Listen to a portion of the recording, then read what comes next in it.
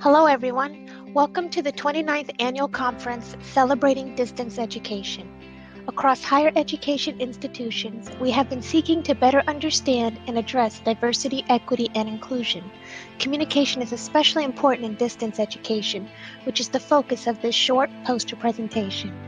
Despite the known challenges of asynchronous communication, feedback practices in distance education can serve as a model for equity in language.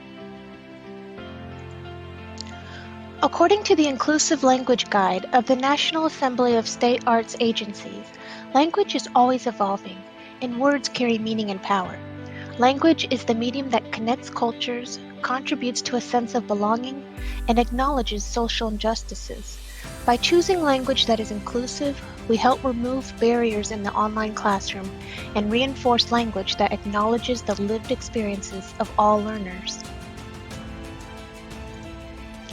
First, it's important to recognize our current framework. The Management Communication Quarterly published essays that sought to better understand how to move beyond symbolic statements and peripheral proclamations of our commitment to diversity, equity, and inclusion. In essence, the authors called for actionable change and influence on decision making.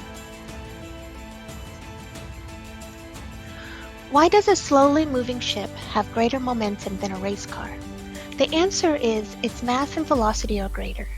We know that speed is distance over time, but velocity is a vector that has direction with speed. In this analogy, we can think of our institution as either the ship or the race car. Ideally, the goal is not simply to move faster in the wrong direction, but to gain momentum in the right direction. Higher education organizations are rightly making efforts toward large cultural and structural shifts through an act of urgency. But if we choose to be the race car, these acts may appear as official statements, the formation of committees, and libraries of resources that encourage dialogue using absent words and templated responses.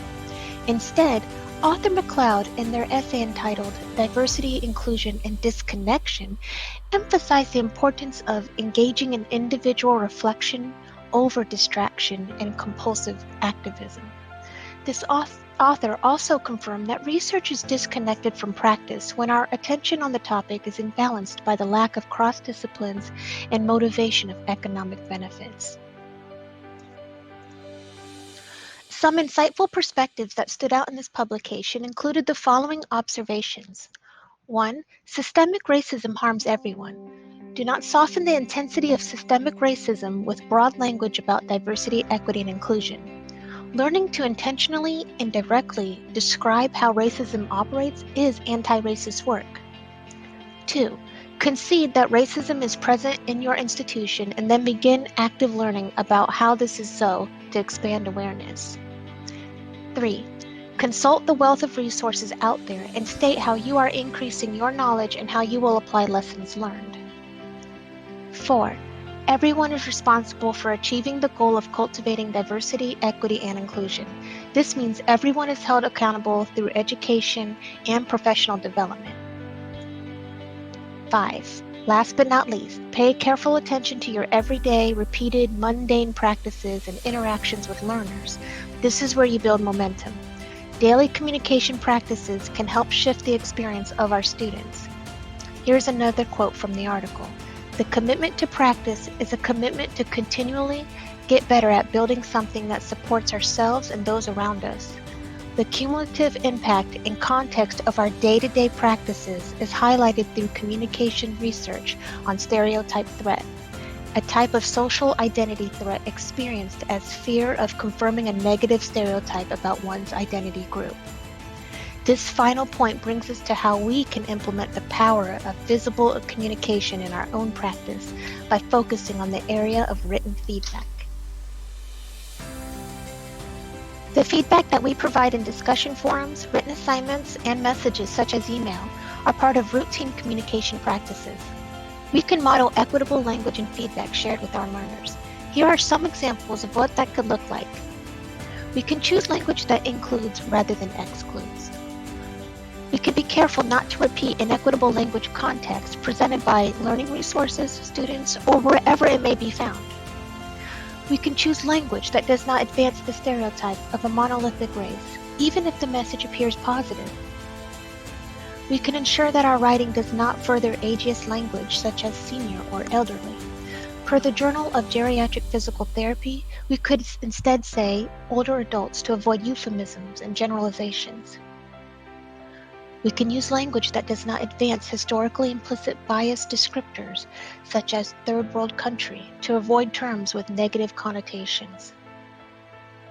According to the American Psychological Association, socioeconomic labels, such as the poor, have been linked to certain ethnic and racial groups that promote implicit bias.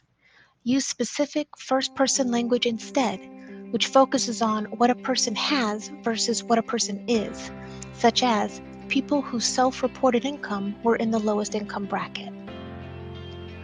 We can craft language that demonstrates correctness and consistency in describing groups of people. For example, APA 7th edition recognizes pronoun usage, and black or white is capitalized. And academic writing in general should carefully apply quotations when summarizing student work or sources that historically described a group using derogatory terms. According to the Disability Language Style Guide from the National Center on Disability and Journalism, saying person with a disability is more neutral than differently abled or independently using disabled as a label. And APA suggests avoiding the term altogether by narrowing down to specifics.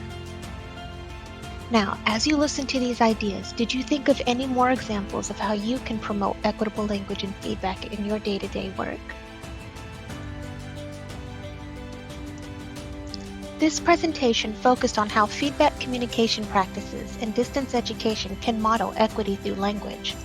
We highlighted why language matters and included some research on how we've developed frameworks for diversity, equity, and inclusion in higher education. We also reviewed additional perspectives on the topic and then some best practices that we can emulate in our feedback to our learners. Thank you for your time.